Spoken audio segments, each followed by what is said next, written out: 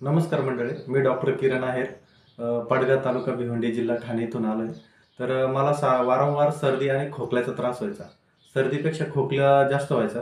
तर मी अश्वमेध कंपनीचं कपेक्स म्हणून एक टॅबलेट येते, तर ते मी पूर्ण यूज केली. तर जवळजवळ एक 8 ते 10 दिवस मी कंटिन्यू घेतल्यामुळं मला त्याचा रिझल्ट खूप छान आला आणि सर्दी आणि खोकल्यासाठी एकदम आयुर्वेदिक आणि रामबाण उपाय म्हणून कपेक्स हे वापरावं मी तुम्हाला सजेस्ट करू शकतो. धन्यवाद.